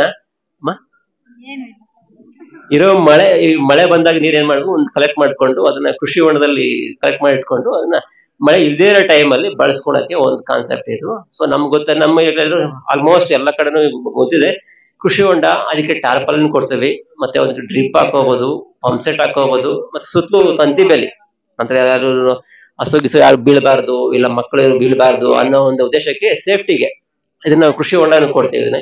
ಇದು ಪ್ಯಾಕೇಜ್ ಇರುತ್ತೆ, ಕೃಷಿ ಹೊಂಡ, ಟಾರ್ಪಲ್ಲು, ಪಂಪ್ ಸೆಟ್, ಡ್ರಿಪ್ ಮತ್ತೆ ಸುತ್ತಲೂ ಫೆನ್ಸಿಂಗ್, ತಂತಿ ಬೇಲಿ. ಸೊ ಇಷ್ಟು ಇರುತ್ತೆ, ಯಾರು ಬೇಕಾದ್ರೂ ತಗೋಬಹುದು ಇದರಲ್ಲಿ. ಇದು ಮಾಮೂಲಿ ಜನರಲ್ 50%, SC 90% ಇರುತ್ತೆ ಇದರಲ್ಲಿ. ಇದು ಬಿಟ್ಟು ಈ ಪಂಪ್ ಸೆಟ್ ಜೊತೆನಲ್ಲಿ PVC ಪೈಪ್ ಸಿಗ್ತದೆ ನಮಗೆ. ಸೊ ಬೋರ್ವೆಲ್ ಇರುವಂತಹ ರೈತರಿಗೆ ಈ ಪಂಪ್ ಸೆಟ್ ಜೊತೆಗೆ ಪೈಪ್ ನೀರು ಬಳಸ್ಕೊಂಡು ತಮ್ಮ ಜಮೀನಲ್ಲಿ ನೀರು ಹಾಯಿಸ್ಕೊಳ್ಳಿ ಅನ್ನೋ ಒಂದು ಉದ್ದೇಶಕ್ಕೆ ಪಂಪ್ ಸೆಟ್ ಪೈಪ್ನ ಕೊಡ್ತೇವೆ. ಸೊ ಇಷ್ಟು ನಮ್ಮ ಇಲಾಖೆಯಿಂದ ಸಿಗುವಂತಹ ಸ್ಕೀಮ್ಸ್. ಸೊ ಏನಾದ್ರು ಮಾಹಿತಿ ಬೇಕಿದ್ರೆ ನಮ್ಮ ಕೃಷಿ ಸಖಿಯರು ಅಥವಾ ನಮ್ಮ ಹೋಬಳಿ ಮಟ್ಟದ RSK ಇರ್ತಾರೆ, ಅಲ್ಲಿ ಮೀಟ್ ಮಾಡಬಹುದು. ನಾವು ನಮ್ದು ಇಲಾಖೆಯಿಂದ ಏನಾದ್ರು ಬೆನಿಫಿಟ್ ತಗೊಳ್ಳಿ, 3 ಇಂಪಾರ್ಟೆಂಟ್ ಬೇಕು. ಒಂದು ಪಾಣಿ, ಆಧಾರ್ ಕಾರ್ಡು, ಬ್ಯಾಂಕ್ ಪಾಸ್ಬುಕ್, ಇದು ಇಂಪಾರ್ಟೆಂಟ್. ಇದ್ರ ಜೊತೆನಲ್ಲಿ ಕ್ಯಾಸ್ಟ್ ಸರ್ಟಿಫಿಕೇಟ್, NOC ಎಕ್ಸ್ಟ್ರಾ ಇರ್ತವೆ. ಸೊ ನೀವು ಯಾವ ಸ್ಕೀಮ್ ನಿಮ್ಗೆ ಸೂಟ್ ಆಗುತ್ತೋ ಅದನ್ನ ನೀವು ನಮ್ಮ ಬಳಸ್ಕೊಳ್ಳಿ. ನಮ್ಮ ಇಲಾಖೆಯಲ್ಲಿ ಸಿಗೋದನ್ನ ಬಳಸ್ಕೊಳ್ಳಿ, ಸದ್ಬಳಕೆ ಮಾಡ್ಕೊಳ್ಳಿ. ಯಾವ್ದು ದುರುಪಯೋಗ ಬೇಡ. ಯಾರು ಏನ್ ಅವಶ್ಯಕತೆ ಇದೆಯೋ ಅಷ್ಟು ಮಾತ್ರ ತಗೊಳ್ಳಿ ಸಾಕು. ಅವಶ್ಯಕತೆ ಇಲ್ಲದೆ ಕೈ ಹಾಕೋದು ಬೇಡ, ಬಂಡವಾಳ ಹಾಕಿ ಕೈ ಸುಟ್ಕೊಳ್ಳೋದು ಬೇಡ. ಸೊ ಹಂಗಾಗಿ ಇವತ್ತು ಈ ಕಾರ್ಯಕ್ರಮ ಎಲ್ಲ ಬಂದಿದ್ದೀರಾ, ಇಲ್ಲಿ ಬಂದಿರೋ ಎಲ್ಲಾ ಇಲಾಖೆಗಳು ಮಾಹಿತಿ ಕೊಡ್ತಾರೆ, ತಗೊಳ್ಳಿ. ನಿಮ್ಗೆ ಸೂಟಬಲ್ ಆಗುವಂತಹ ಒಂದು ನೀವು ಬೆನಿಫಿಟ್ಸ್ ನೀವು ತಗೊಳ್ಳಿ.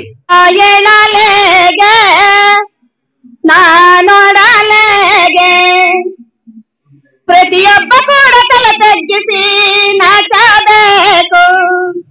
ಹಳ್ಳಳ್ಳಿ ಹೆಣ್ಣು ನಿತ್ಯ ಪಡುವಂತ ಯಾತನೆಯ ನಾ ಹೇಳಲೆಗೆ ನಾ ನೋಡಲೆಗೆ. ಪ್ರತಿಯೊಬ್ಬ ಕೂಡ ತಲೆ ತಗ್ಗಿಸಿ ನಾಚಬೇಕು. ಗೋಪ್ಯ ಬೇಕಾ ಹೆಣ್ಣಿಗೆ ಸೌಖ್ಯ ಬೇಕು. ಮನೆ ಪಕ್ಕ ಪಾಯತನ ಇರಲೇಬೇಕು. ಮಲವನ್ನು ಬಸರಂತು ಹೊತ್ತು ಕತ್ತಲಿಗೆ ಕಾಯೋದು ತಪ್ಪಬೇಕು. ಹಳ್ಳಳ್ಳಿ ಹೆಣ್ಣು ನಿತ್ಯ ಪಡುವಂತ ಯಾತನೆಯ ನಾ ಹೇಳಲೆಗೆ ನಾ ನೋಡಲೆಗೆ. ರತ್ನಮ್ಮ ಅವರಿಗೆ ಧನ್ಯವಾದಗಳು. ಚಪ್ಪಾಳೆ ಹೊಡಿರಮ್ಮ, ಎಷ್ಟು ಚೆನ್ನಾಗಿ ಹಾಡು ಹೇಳಿದ್ದಾರೆ. ಪಶು ವೈದ್ಯಾಧಿಕಾರಿಗಳಾದಂತಹ ಡಾಕ್ಟರ್ ಅನುಷಾ ಮೇಡಮ್ ಅವರು ಮಹಿಳೆಯರ ಕುರಿತು 4 ಮಾತುಗಳನ್ನಾಡಬೇಕಾಗಿ ವಿನಂತಿ. ತೀರಿಸ್ಬೇಕು, ಹೇಗಾಗತ್ತೆ? ಹೌದು, ಕಷ್ಟ.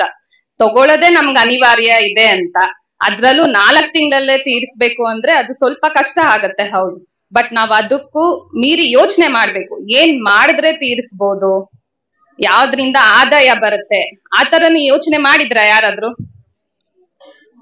ವ್ಯವಸಾಯ ನೋಡಿದ್ರಿ, ಹೌದು, ಅದ್ ಬರೋದಕ್ಕೆ 6 ತಿಂಗಳಾಗತ್ತೆ. ಮಾರ್ಕೆಟ್ ಅಲ್ಲಿ ಯಾವಾಗ ಆಗುತ್ತೋ, ಯಾವಾಗ ದುಡ್ಡು ಬರುತ್ತೋ ಕೈಗೆ, ಅದು ಸಿಗೋದು ಕಷ್ಟನೇ.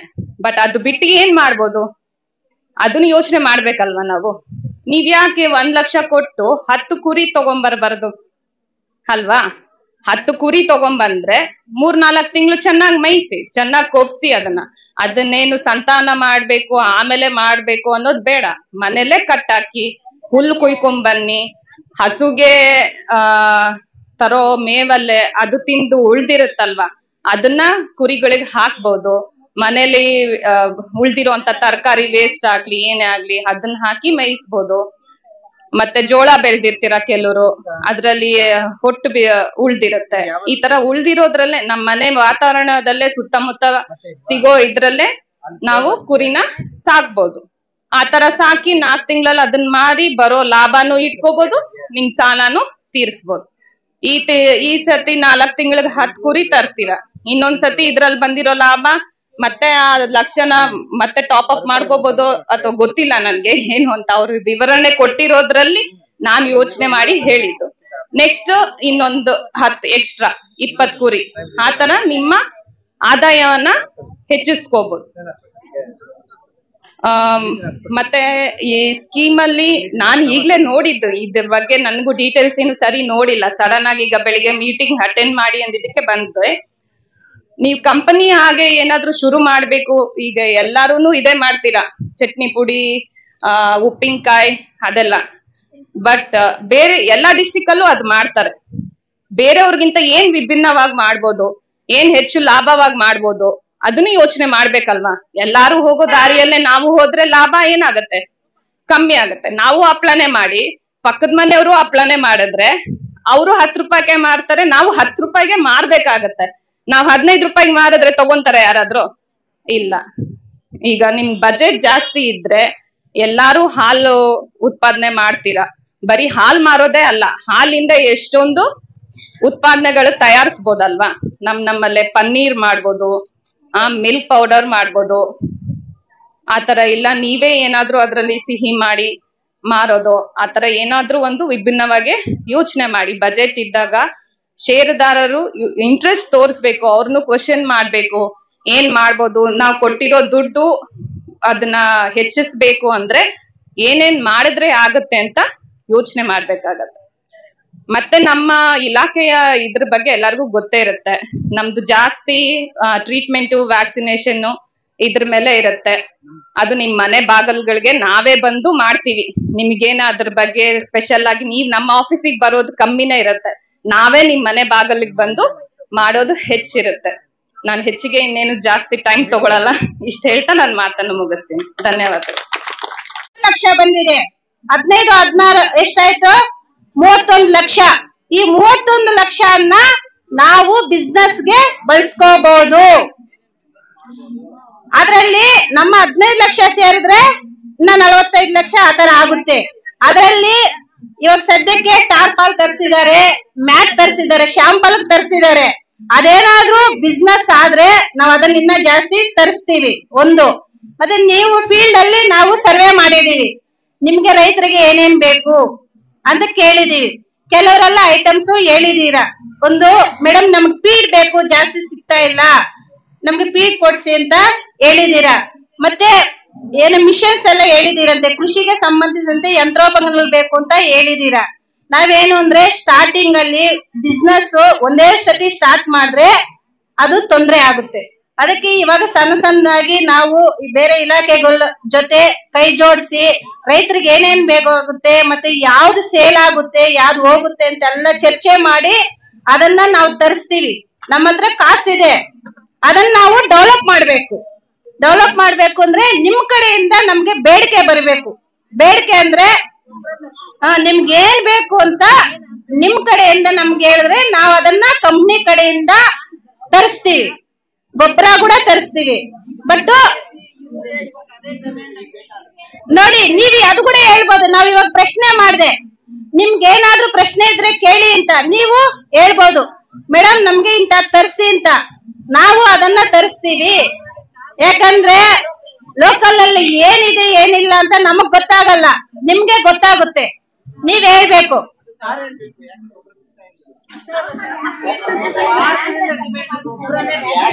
ಯಾವ ಗೊಬ್ಬರ ನೋಡಿ ಇವರು ಡಿಮ್ಯಾಂಡ್ ಮಾಡ್ತಾ ಇದಾರೆ, ಗೊಬ್ಬರ ಬೇಕಂತೆ ಅವ್ರಿಗೆ. ನಿಮ್ಗೂ ಬೇಕಾ? ಮಳೆನೇ ಬೀಳ್ತಾ ಇಲ್ವಲ್ಲ, ಗೊಬ್ಬರ ಏನ್ ಮಾಡಿ? ಮಳೆ ಬಿದ್ದಿದ್ರು ಅಂತ ಹೇಳಿ ಮೇಡಮ್ ಆಯ್ತು. ಗೊಬ್ಬರ ನೋಡಪ್ಪ.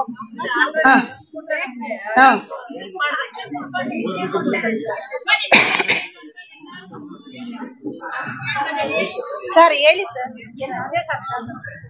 ನಾನು ಆಕ್ಚುಲಿ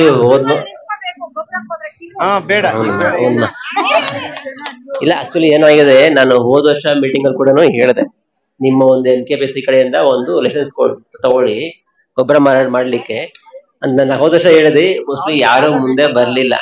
ಸೊ ಇದೇನಾದ್ರು ಕಷ್ಟ ಬಂದಾಗ ಮಾತ್ರ ಜ್ಞಾಪಕ ಬರುತ್ತೆ. ನಾನು ಹೇಳಿದೀನಿ, ಬೇಕಾದ್ರೆ ಜ್ಞಾಪಕ ಮಾಡ್ಕೊಳ್ಳಿ, ಪ್ರೊಸೀಜರ್ಸ್ ಬೇಕಾದ್ರೆ ತೆಗೆದು ನೋಡಿ. ಹೋದ ವರ್ಷ ನಾನು ಹೇಳಿದೀನಿ. ಸೊ ಈಗ ಏನಾಗಿರ್ ಗೊತ್ತಾ, ಈಗ ಗೊಬ್ಬರ ಲೈಸೆನ್ಸ್ ಮಾಡ್ಕೊಂಡ್ರೆ ಈಗ ಒಂದು ಬೈರ್ಕೂರಲ್ಲಿ ನಡೀತಾ ಇದೆ, ಒಂದು FAO ನಡೀತಾ ಇದೆ. ಗೊಬ್ಬರದಲ್ಲಿ ಒಂದು ಬೈರ್ಕೂರು ಮತ್ತೆ ಅವನು 2 ಕಡೆ ಮಾಡಿದ್ದಾರೆ. ಸೊ ಅವರು ಒಂದು FAO ನೋಡ್ಕೊಂಡ್ ಬನ್ನಿ, ಬೈಕು ಕಡೆ ನೋಡಿ ಒಂಚೂರು. ಈ ಟಾರ್ಪಲ್ ಇರ್ಬೋದು, ಗೊಬ್ಬರ ಇರ್ಬೋದು, ಮಲ್ಚಿಂಗ್ ಪೇಪರ್ ಇರ್ಬೋದು, ಟೈನು, ದಾರ, ಔಷಧಿಗಳು ಎಲ್ಲ ಇಟ್ಟಿದ್ದಾರೆ. ಯಾರಾದ್ರೂ ಸ್ವಲ್ಪ ಆಕ್ಟಿವ್ ಇರೋರು, ಇಂಟ್ರೆಸ್ಟ್ ಇರೋರು ಸ್ವಲ್ಪ ನೋಡ್ಕೊಂಡ್ ಬನ್ನಿ, ಗೊತ್ತಾಗತ್ತೆ. ನೀವು ಅಟ್ಲೀಸ್ಟ್ ಮಾಡ್ಕೊಳ್ಳಿ, ಲೈಸೆನ್ಸ್ ನಾವು ಇಶ್ಯೂ ಮಾಡ್ಕೊಡ್ತೀವಿ. ನಿಮ್ ಏನ್ ತಲೆ ಕೆಡ್ಸ್ಕೊಳ್ಳೋ ಬೇಕಾಗಿಲ್ಲ.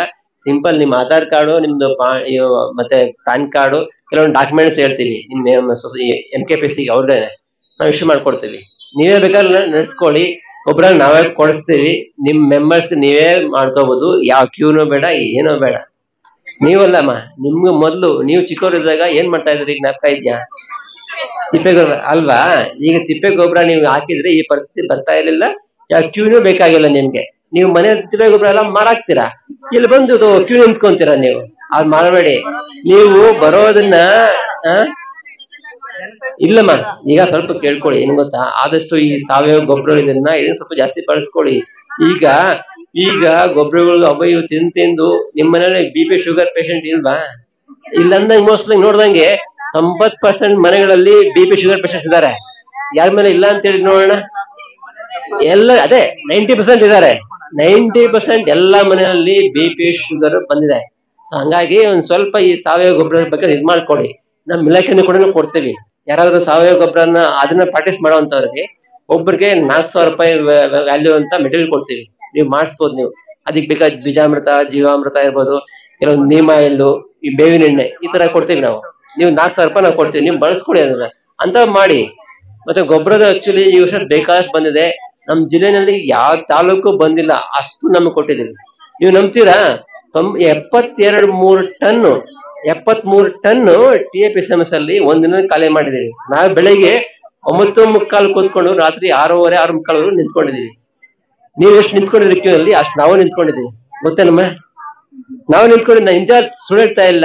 ಬೇಕಾದ್ರೆ ನಾವು ಫೋಟೋಸ್ ತೋರಿಸ್ತೀನಿ. ಇಲ್ಲೇ TAPSM ಅಂಗಡಿ ಇಲ್ಲೇ ಇದೆ, ಅವ್ರನ್ನ ಕೇಳಿ ನೋಡಿ. ಪಾಪ ಅವರು ಮತ್ತೆ ನಾವು ಎಷ್ಟು ತಗೊಂಡು ತರಿಸಿದೀವಿ ಅಂತಂದ್ರೆ ನಮಗೆ ಗೊತ್ತು ಆ ಕಷ್ಟ ಏನು ಅಂತ ಹೇಳ್ಬಿಟ್ಟು. ನೀವು ಒಂದ್ ಮೂಟೆ ಕ್ಯೂ ಸಿಕ್ಕಿಲ್ಲ ಅಂತ ಹೇಳ್ಬಿಟ್ಟು ನೀವು ಕೊಬ್ಬ ಮಾಡ್ಕೊಂತೀರಾ. ಆಕ್ಚುಲಿ ಸಿಗೋದು ಇಲ್ಲಮ್ಮ. ಆಕ್ಚುಲಿ ಹೇಳಿದ್ನಲ್ಲ, ಒಂದೊಂದ್ ದಿನಕ್ಕೆ 400-500 ಜನ ಬರ್ತಾರೆ. ಶಿವನಾಮಕ್ಕೆ ಸಾಟಿ ಬೇರಿಲ್ಲ, ಶಿವ ಭಕ್ತನಿಗೆ ನರಕ ಇಲ್ಲ, ಶಿವ ಭಕ್ತನಿಗೆ ನರಕ ಇಲ್ಲ, ಜನ್ಮ ಜನ್ಮಗಳ ಕಾಟವೂ ಇಲ್ಲ. ಶಿವ ಶಿವ ಎಂದರೆ ಭಯವಿಲ್ಲ, ನಾಮಕ್ಕೆ ಸಾಟಿಯು ಬೇರಿಲ್ಲ, ಶಿವನಾಮಕ್ಕೆ ಸಾಟಿಯು ಬೇರಿಲ್ಲ. ಅನ್ನದಾನವ ತೊರೆದಿರು, ನಾನು ನನ್ನದು ಎನ್ನದಿರು, ಅನ್ನದಾನವ ತೊರೆಯದಿರು, ನಾನು ನನ್ನದು ಎನ್ನದಿರು. ಉನ್ನತಿ ಸಾಧಿಸು ಹಗಲಿರುಳು, ಉನ್ನತಿ ಸಾಧಿಸು ಹಗಲಿರುಳು, ದೀನಾನಾಥನ ಮರೆಯದಿರು. ಶಿವ ಶಿವ ಎಂದರೆ ಭಯವಿಲ್ಲ, ನಾಮಕ್ಕೆ ಸಾಟಿ ಬೇರಿಲ್ಲ. 250 GMS 12ಕ್ಕೆ 18, 4 kg 950 ಗ್ರಾಮ್ ಬರುತ್ತೆ. 915 ರೂಪಾಯಿ ಬೀಳುತ್ತೆ. 12ಗೆ 18, 915 ರೂಪಾಯಿ. ಟಾರ್ಪಾಲ್ 12ಗೆ 24 ಫೀಟ್ ಬರುತ್ತೆ. ಇದು 9 kg ಬರುತ್ತೆ. 250 GMS 1779 ರೂಪಾಯಿ ಬೀಳುತ್ತೆ. ಇದು ಪರ್ ಕೆಜಿ ಲೆಕ್ಕ ಕೊಡ್ತಾ ಇರೋದು ನಾವು. ಅವಾಗ ಹೇಳಿದ್ದು 4 kg ಬರುತ್ತೆ. ಇದು 9 kg ಬರುತ್ತೆ. ಇದು 2553 ಬರುತ್ತೆ. ಮತ್ತೆ 24ಕ್ಕೆ 30, 250 GMS 15 kg ಬರುತ್ತೆ. 2797 ರೂಪಾಯಿ ಬೀಳುತ್ತೆ. ಮತ್ತೆ 30ಕ್ಕೆ 40, 250 GMS 5120 ರೂಪಾಯಿ ಬೀಳುತ್ತೆ. ಇದೆಲ್ಲ ಕೆಜಿ ಲೆಕ್ಕ ಕೊಡ್ತಾ ಇರೋದು. ನೀವು GMS ಇರುತ್ತೆ. ಮತ್ತೆ 300 GMS ಬರುತ್ತೆ. 300 GMS ಅಲ್ಲಿ 18ಕ್ಕೆ 24 ಫೀಟ್ ಇರುತ್ತೆ. ಇದು 11 kg ಬರುತ್ತೆ. 11 kgಗೆ 2284 ರೂಪಾಯಿ ಬೀಳುತ್ತೆ. ಮತ್ತೆ 18ಕ್ಕೆ 30 300 GSM 14 kg ಬರುತ್ತೆ. 2855 ರೂಪಾಯಿ ಬೀಳುತ್ತೆ. ಮತ್ತೆ 24ಕ್ಕೆ 19 kg ಬರುತ್ತೆ.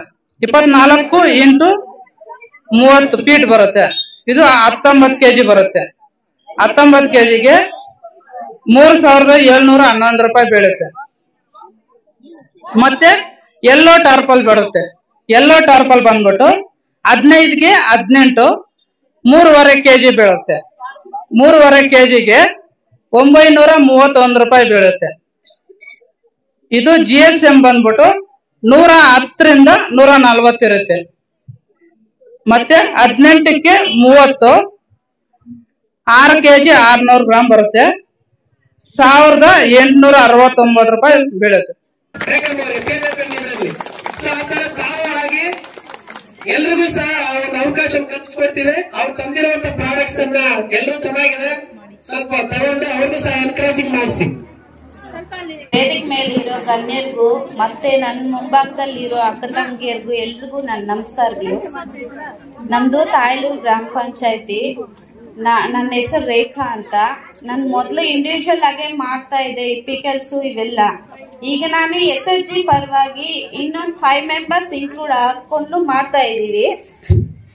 ಒಂದು 7 to 8 ಪಿಕಲ್ಸ್ ಇದಾವೆ. ಮತ್ತೆ masala powders, chutney powders, chilli powder, sambar, ಧನಿಯಾ, ಪುಳಿಯೋಗರೆ ಪೌಡರು, ನುಗ್ಗೆ ಸೊಪ್ಪಿನ ಚಟ್ನಿ ಪೌಡರು ಇವೆಲ್ಲ ಇದಾವೆ ನಮ್ಮ ಹತ್ರ. ಚಿಕನ್ ಪಿಕಲ್ ದಯವಿಟ್ಟು ತಗೊಂಡು ಟೇಸ್ಟ್ ಮಾಡಿ ನೋಡಿ. ನಿಮ್ ಫೀಡ್ಬ್ಯಾಕು ಮತ್ತೆ ನಮ್ಗೆ ಬೇಕಾಗತ್ತೆ. ನಮ್ ತರ ಇನ್ನೊಂದು 10 ಜನಕ್ಕೆ ಟ್ರೈನಿಂಗ್ ಬೇಕಾದ್ರೆ ನಾವು ಕೊಡ್ತೀವಿ. ಸ್ವಲ್ಪ ಸಪೋರ್ಟ್ ಮಾಡ್ಬೇಕಂತ ಕೇಳ್ಕೊಂತ ಇದೀವಿ. ರೇಟ್ ಬಂದು ವೆಜ್ ಪಿಕಲ್ಸ್ ಬರೀ 60 rupees. ನಾನ್ ವೆಜ್ ಮಾತ್ರ 200 ಇರುತ್ತೆ 1/4 kg.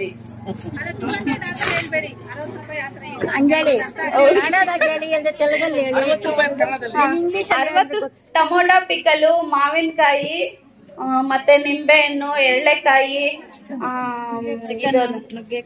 ನುಗ್ಗೆಕಾಯಿ ಈ ಪಿಕಲ್ಸ್ ಎಲ್ಲ ಇದಾವೆ. ಇವು ಬಂದು 250 ಗ್ರಾಮ್ 250 ಗ್ರಾಮ್ ಬಂದು 60 ರೂಪಾಯಿ. ಮತ್ತೆ ಚಿಕನ್ ಪಿಕಲ್ ಇದೆ, ಅದು 250 ಗ್ರಾಮ್ ಬಂದು 200 ರೂಪಾಯಿ ಆಗುತ್ತೆ. ರಾಗಿ ಸಾಂಬಾರ್ ಪೌಡರ್ ಇದೆ, ಕೆಜಿ ಬಂದು ಅದು 400 ರೂಪಾಯಿ. ಪುಳಿಯೋಗರೆ ಪೌಡರ್ ಇದೆ, ಅದು 400. ಚಟ್ನಿ ಪೌಡರ್ಸ್ ಇದಾವೆ, ಅವಿ 400 ರೂಪಾಯಿ ಕೆಜಿ. ಕಂಪನಿ ಈಗಿನ ಎಲ್ಲ ನೋಡಿದಾಗ ತುಂಬಾ ಚೆನ್ನಾಗಿದೆ. ಆದ್ರೆ ಉಪಯೋಗಕ್ಕೆ ಸರಿಯಾಗಿ ಕಾಣ್ತಾ ಇಲ್ಲ. ಉಪಯೋಗ ಕಾಣ್ತಾ ಇಲ್ಲ, ಲಾಭ ಕಾಣ್ತಾ ಇಲ್ಲ ಅಲ್ವಾ? ಲಾಭ ಕಾಣ್ತಾ ಇಲ್ಲ, ಉಪಯೋಗ ಕಾಣ್ತಾ ಇಲ್ಲ ಅಂತ ಹೇಳ್ತಾ ಇದ್ದೀನಿ. ಆ ಉದ್ದೇಶದಲ್ಲಿ ಈಗ ಸಾಕಷ್ಟು ವಿಚಾರಗಳು ಅವರನ್ನ ಈಗ ಅವೆಲ್ಲ ಪ್ರಸ್ತಾಪ ಮಾಡಿದರು. ಏನು ಈಗ ಕಂಪ್ನಿ ಸ್ಟಾರ್ಟ್ ಆದಾಗಿಂದ ಎಷ್ಟು ಶೇರ್ದಾರಿ ಆಗಿದ್ದಾರೆ, ಶೇರ್ದಾರಿಂದ ಎಷ್ಟು ಹಣ ಬಂದಿದೆ, ಮತ್ತೆ ಸರ್ಕಾರದಿಂದ ಎಷ್ಟು ಹಣ ಬಂದಿದೆ, ಅದರ ಉಪಯೋಗಗಳು ಸಾಕಷ್ಟು ಹೇಳಿದ್ದಾರೆ. ಅದ್ರ ಉಪಯೋಗಕ್ಕೆ ಜಾಸ್ತಿ ಬರ್ತಾ ಇಲ್ಲ ಅಂತ ಕಾಣ್ತಾ ಇದೆ. ಇದನ್ನ ಸದುಪಯೋಗ ಮಾಡ್ಕೋಬೇಕು. ಯಾವ ರೀತಿ ಅಂತಂದ್ರೆ, ಪಂಚಾಯತಿಗಳಲ್ಲಿ ನೀವು ಇದರನ್ನು ಚೆನ್ನಾಗಿ ಪ್ರಸ್ತಾಪ, ಕೃಷಿ ಸಖಿಗಳಿರ್ಬೋದು, ಪಶು ಸಖಿಗಳಿರ್ಬೋದು, ಎಂಬಿಕೆಗಳಿರ್ಬೋದು, ಮತ್ತೆ ಎಲ್ಲಾ ಸ್ವಸಹಾಯ ಸಂಘದ ಗುಂಪುಗಳ ಮಹಿಳೆಯರು ಇರ್ಬೋದು, ಸದಸ್ಯರು ಇರ್ತಾರೆ. ನೀವೆಲ್ಲ ಸೇರ್ಕೊಂಡು ಚರ್ಚೆ ಮಾಡ್ಬೇಕು. ಯಾವ ರೀತಿ ಇದನ್ನ ನಾವು ಈಗ ಸ್ವಸಹಾಯ ಸಂಘಗಳಲ್ಲಿನೂ ದುಡ್ಡಿದೆ, ನಾವು ಈಗ ಪ್ರೊಡ್ಯೂಸರ್ ಇದರಲ್ಲಿನೂ ದುಡ್ಡಿದೆ. ಎರಡು ರೀತಿನಲ್ಲಿ ಏನೇನು ತಂದು ರೈತರಿಗೆ ಯಾವ ರೀತಿ ಮಾಡ್ಬೋದು, ಏನೇನು ಉಪಯೋಗಕ್ಕೆ ಬರ್ಬೋದು ಅನ್ನೋದನ್ನ ಫಸ್ಟ್ ನಾವು ಅದನ್ನ ಅರ್ಥಕೋಬೇಕಾಗತ್ತೆ. ಆ ಉದ್ದೇಶದಲ್ಲಿ ಮಾಡಿದಾಗ ಮಾತ್ರ ಎಲ್ಲವೂ ಒಂದು ಸಕ್ರಮ ಆಗತ್ತೆ. ಬೇರೆ ಕಡೆಗೆ ನಾವು ವಲಸೆ ಹೋಗೋದಕ್ಕೆ ಅವಕಾಶ ಇರೋದಿಲ್ಲ. ಈಗ ಏನಾದ್ರೂ ಬೇಕಾದ್ರೆ ಆಂಧ್ರಕ್ಕೆ ಹೋಗ್ಬೇಕಾಗತ್ತೆ, ಇಲ್ಲ ತಮಿಳ್ನಾಡಿಗೆ ಹೋಗ್ಬೇಕಾಗತ್ತೆ. ಅಂತ ಕಡೆ ಹೋಗದೆ ನಮ್ಮಲ್ಲೇ ನಾವು ಉತ್ಪಾದನೆ ಮಾಡಿಕೊಂಡು, ಈ ಪ್ರೊಡ್ಯೂಸರ್ ಕಂಪನಿ ಅಂತ ಏನಿದೆ, ಉತ್ಪಾದನೆ ನಾವೆಲ್ಲೇ ಮಾಡ್ಕೋಬೇಕಾಗತ್ತೆ. ಉತ್ಪಾದನೆ ಮಾಡ್ಕೊಂಡಾಗ ಪ್ರತಿಯೊಂದು ವಸ್ತುಗೂ ಇಲ್ಲಿ ಬೆಲೆ ಇರುತ್ತೆ. ಅದು ಮನುಷ್ಯನಿಗೆ ಅವಶ್ಯಕತೆ ಇದೆ. ಪ್ರತಿಯೊಂದು ಮನುಷ್ಯನಿಗೆ ಅವಶ್ಯಕತೆ ಏನೇ ಇರ್ಲಿ, ಈಗ ಮನುಷ್ಯನಿಗಾಗೆ ಮಾಡ್ತಾ ಇರೋದು. ಏನೇ ಪ್ರೊಡ್ಯೂಸರ್, ಸರ್ಕಾರ ಮಾಡ್ಲಿ, ಕಂಪನಿಗಳು ಮಾಡ್ಲಿ, ಇಂಡಸ್ಟ್ರಿ ಮಾಡ್ಲಿ, ಏನೇ ಮಾಡ್ಲಿ, ನಮ್ಗೆ ನಮ್ಮ ಜೀವನಕ್ಕೆ ಆದ ರೀತಿ ನಮ್ಮ ಜೀವನದ ಅತ್ಯಗತ್ಯ ವಸ್ತುಗಳನ್ನ ನಾವು ಪರಿಗಣನೆ ತಗೊಂಡು, ಈಗ ಕೃಷಿ ಇಲಾಖೆ ಸಾರ ಹೇಳಿದ್ರು, ಅದೇ ರೀತಿ ನಮ್ಮ ನರೇಗಾದಲ್ಲಿ ಸಾಕಷ್ಟು ವಿಷಯಗಳಿದ್ದಾವೆ, ಅದನ್ನ ಯಾರು ಉಪಯೋಗ ಮಾಡ್ತಾನೆ ಇಲ್ಲ. ವೈಯಕ್ತಿಕದು ಈಗ ಈಗ ನಾವು ಕುರಿ ಶೆಡ್ ಕೊಡ್ತೀವಿ, ದನ ಶೆಡ್ ಕೊಡ್ತೀವಿ. ದನ ಶೆಡ್ ಕೊಡ್ಬೇಕಾದ್ರೆ ನಾವು ದುಡ್ಡು ಕೊಡ್ತೀವಿ ಫ್ರೀಯಾಗಿ, ನೀವೇನು ಬೇರೆ ಎಲ್ಲಿ ತಗೊಳ್ಬೇಕಾಗಿದ್ದಿಲ್ಲ. ಆನ್ಲೈನ್ ಅಲ್ಲೇ ನೀವು ಅಪ್ಲಿಕೇಶನ್ಸ್ ಹಾಕೊಂಡು ಅದರಿಂದ ಉಪಯೋಗ ಮಾಡ್ಕೋಬಹುದು. ಅದರಿಂದ ಆದಾಯ ಬಹಳಷ್ಟಿದೆ. ಈಗ 10 ಕುರಿ ಮೇಯಿಸಿದ್ರೆ ಸಾಕು, ಮೇಡಮ್ ಅವ್ರು ಹೇಳ್ದಂಗೆ. ಈಗ ಕೆಲವೊಂದು ಹಳ್ಳಿಗಳಲ್ಲಿ ನಾವು ನೋಡಿದೀವಿ, 2 ಕುರಿ 3 ಕುರಿಗಳು ಇಟ್ಕೊಂಡಿರ್ತಾರೆ. ಏನು ಹಸುಗಳ ಹೊರತುಪಡಿಸಿ ಅದರ ಜೊತೆಗೆ ಆ ರೀತಿ ಅವರ ಉತ್ಪಾದನೆಯನ್ನ ಹೆಚ್ಚಿಸ್ಕೊಳ್ತಾರೆ. ಈಗ ಮೇಡಮ್ ಅವ್ರು ಇವ್ರು ಏನ್ ಹೇಳಿದ್ರು, ನಮ್ಗೆ ಗೊಬ್ಬರ ಸಿಗ್ತಾ ಇಲ್ಲ. ಗೊಬ್ಬರ ಸಿಗ್ತಾ ಇಲ್ಲ ಅಂದ್ರೆ ನಮ್ ಗೊಬ್ಬರನ ನಾವು ಹಾಳು ಮಾಡ್ಕೊಂಡಿದೀವಿ. ನಾವು ಏನು ಉತ್ಪಾದನೆ ಮಾಡ್ಕೊಂತಾ ಇದೀವಿ ಮನೆಗಳಲ್ಲಿ, ನಾವು ಚಿಕ್ಕಂದಿದ್ದಾಗ ಒಂದು 10 ವರ್ಷದ 25 ವರ್ಷ ಸ್ವಲ್ಪ ಹಿಂದೆ ಹೋಗಿ ನೋಡಿ ನಾವ್ ಯಾವ ರೀತಿ ಇದ್ವಂತ. ಯಾವತ್ತಾದ್ರೂ ಮಾವಿನ ಗಿಡಕ್ಕೆ ನಾವು ಮದ್ದೊಡ್ದಿರೋದು ನೋಡಿದೀವಾ? ಅವರೆ ಗಿಡಕ್ಕೆ ಮದ್ದೊಡ್ದಿರೋದು ನೋಡಿದೀವಾ? ತೊಗರಿ ಗಿಡಕ್ಕೆ ಮದ್ದೊಡ್ದಿದ್ ನೋಡಿದೀವಾ? ರಾಗಿ ಇದಕ್ಕೆ ಮದ್ದೊಡ್ದಿರೋದು ನೋಡಿದೀವಾ? ಈಗೆಲ್ಲಕ್ಕೂ ಹೊಡಿಬೇಕಾಗಿದೆ. ಯಾಕೆ ಹೊಡಿಬೇಕಾಗಿದೆ? ಆ ರೀತಿ ನಾವನ್ನ ವಾತಾವರಣನ ಬೆಳೆಸ್ಕೊಂಡಿದೀವಿ. ಅದಕ್ಕೆ ಕಾರಣಗಳು ನಾವೇ, ಅರ್ಥ ಆಯ್ತಾ? ಯಾಕೆಂದ್ರೆ ಅತಿಯಾಗಿ ಬೆಳ್ತಿರ್ತಕ್ಕಂಥ ಜನಸಂಖ್ಯೆ ಇರ್ಬೋದು, ಮತ್ತೆ ಉತ್ಪಾದನೆ ಮಾಡಿರ್ತಕ್ಕಂಥ ವಸ್ತುಗಳಲ್ಲಿ ಅದಕ್ಕೆ ಬೇಕಾಗಿರ್ತಕ್ಕಂಥ ಪೋಷಕಾಂಶಗಳು ಇರೋದಿಲ್ಲ. ಯಾವಾಗ ಪೋಷಕಾಂಶಗಳು ಇರೋದಿಲ್ವೋ ಆವಾಗ ಅದ್ರ ಮೇಲೆ ಪ್ರಭಾವ ಬೇರೆ ಬೀಳ್ತಾ ಇದೆ. ಒಂದು ಗಿಡ ಇಷ್ಟಿಂದ ಬೆಳಿಬೇಕಾದ್ರೂ ಅಲ್ಲಿಂದಾನೇ ಅದಕ್ಕೆ ಟೊಮೆಟೊ ನೋಡಿ ಎಷ್ಟಿಂದ ಗಿಡ ಮಾಡ್ಕೊಂಡು ಬರ್ತೀವಿ, ಅದನ್ನ ಫಸಲಿಗೆ ಬಂದಾದ್ಮೇಲೆ ಒಂದು 3-4 ಕೊಯ್ಲು ಆದ್ಮೇಲೆ ಡೌನ್ ಆಗ್ಬಿಡತ್ತೆ, ಮತ್ತೆ ಅದಕ್ಕೆ ಏನು ಬೆಲೆಗೆ ಬರೋದೇ ಇಲ್ಲ. ಆ ರೀತಿ ವಾತಾವರಣ ಸೃಷ್ಟಿ ಆಗೋಗಿದೆ. ಆದ್ರೆ ಈಗ ಅದನ್ನ ನಾವು ಸರಿಪಡಿಸ್ಕೋಬಹುದು. ಯಾವ ರೀತಿ? ನಾವು ಕೃತಕ ಗೊಬ್ಬರಗಳನ್ನ ಸರಿಪಡಿಸ್ಕೊಂಡು ಅದನ್ನ ಉಪಯೋಗಿಸ್ಕೊಂಡು ಮಾಡ್ಕೊಂಡಾಗ ಮಾತ್ರ ಆಗತ್ತೆ. ಯಾರು ಕೃತಕ ಗೊಬ್ಬರ ಹಾಕ್ತಾನೆ ಇಲ್ಲ. ಯಾರಾಗ್ತಾ ಇದೀವಿ? ನಾವು ಯಾವತ್ತು ಹೊಲಗಳಿಗೆ ನಾವು ಚಿಕ್ಕಂದಿದ್ದಾಗ ಗೊಬ್ಬರ ಪ್ರತಿ ವರ್ಷ ಇಲ್ಲದೆ ನಾವು ಬೆಳೆನೇ ಬೆಳೀತಾ ಇಲ್ಲ. ನೋಡಿದ್ದೀರಾ? ಕೇಳಿದಿರ ಹೋಗ್ಲಿ? ಅದನ್ನ ನಾವು ನೋಡಿದೀವಿ. ಯಾಕೆಂತಂದ್ರೆ ಆ ರೀತಿ ಇತ್ತು. ಪ್ರತಿ ವರ್ಷನೂ 1 ತಿಂಗಳು ಒಂದು ಅಭಿಯಾನ ತರ ಮಾಡ್ತಾ ಇದ್ವಿ. ಆ ತರ ಎಲ್ಲ ಕೆಲಸಗಳನ್ನ ಮರ್ತು ಬಿಟ್ಟಿದೀವಿ. ಈಗ ಏನಂದ್ರೆ ಫ್ಯಾನ್ಸಿ ಆಗ್ಬಿಟ್ಟಿದೆ. ಬರೀ ಮೊಬೈಲ್ ನಲ್ಲಿ ನೋಡ್ಕೊಂಡಿರ್ತಾರೆ. ಬರೀ ಮೊಬೈಲ್ ಅಷ್ಟೇ. ಯಾವ ಹಳ್ಳಿಗೆ ಹೋದ್ರು ಹುಡುಗರು ಮೊಬೈಲ್ ಇಟ್ಕೊಂಡೇ ಇರ್ತಾರೆ. ಕೆಲಸದ ಮೇಲೆ, ವ್ಯವಸಾಯದ ಕಡೆ ಆಗ್ಲಿ ದೃಷ್ಟಿ ಆಗ್ಲಿ, ಅವ್ರ ಭವಿಷ್ಯದ ಬಗ್ಗೆ ದೃಷ್ಟಿ ಆಗ್ಲಿ ಯಾವ್ದು ಇರೋದೇ ಇಲ್ಲ. ನಾವು ನೋಡಿರ್ತಕ್ಕಂಥದ್ದು ಅದನ್ನ ಸ್ವಲ್ಪ ಕಡಿಮೆ ಮಾಡಬೇಕು. ಮತ್ತೆ ಹವ್ಯಾಸಗಳು ಜಾಸ್ತಿ ಇದಾವೆ. ಮೊಬೈಲ್ ಒಂದೇ ಇರೋದಿಲ್ಲ, ಅದ್ರ ಜೊತೆಗೆ ಹವ್ಯಾಸಗಳು ಜಾಸ್ತಿ ಇರುತ್ತೆ. ಆ ಹವ್ಯಾಸಗಳನ್ನೆಲ್ಲ ಸ್ವಲ್ಪ ಕಡಿಮೆ ಆಗ್ಬೇಕು. ಇದೆಲ್ಲ ನಾವು ನಮ್ಮನ್ನ ಅಲ್ಲಿ ವಾತಾವರಣನ ಸರಿಪಡಿಸ್ಕೋಬೇಕು. ಅರ್ಥ ಆಯ್ತಾ? ಆ ಒಂದು ದೃಷ್ಟಿನಲ್ಲಿ ನಮ್ಮ ನರೇಗಾನ ಚೆನ್ನಾಗಿ ಉಪಯೋಗಿಸ್ಕೊಳ್ಳಿ. ಯಾಕೆಂತಂದ್ರೆ ಈಗೆಲ್ಲಾನು ಮೊದ್ಲೆಲ್ಲಾನು ನಾವು ಬರವಣಿಗೆಯಲ್ಲಿ ಏನಾದ್ರು ಅರ್ಜಿ ಕೊಡ್ತಾ ಇದ್ವಿ. ಈಗೆಲ್ಲ ಆನ್ಲೈನ್ ಅಂತಿದೆ. ಆನ್ಲೈನ್ ಅಲ್ಲೇ ನೀವು ಮಾಡ್ಬೇಕಾಗಿದೆ. ಅರ್ಥ ಆಯ್ತಾ? ನಾವು ಏನನ್ನ ಹೇಳಿದ್ರೆ ಕೇಳ್ತಾರೆ ಬಿಡೋದು ದೃಷ್ಟಿ ಬೇಡ. ಒಂದು ವರ್ಷಕ್ಕೆ ಸೀಮಿತ ಇರ್ತಕ್ಕಂಥ ಕ್ರಿಯೆಯನ್ನ ರೂಪಿಸ್ಬೇಕಾಗತ್ತೆ. ಅದಕ್ಕೆ ಸೀಮಿತ ಇದ್ಕೊಂಡು ನೀವು ಕೆಲಸಗಳನ್ನ ತಗೋಬೇಕು. ವೈಯಕ್ತಿಕ ಕಾಮಗಾರಿಗಳಿಗೆ ಹೆಚ್ಚಿನ ಪ್ರಾಧಾನ್ಯತೆ ಕೊಡಿ.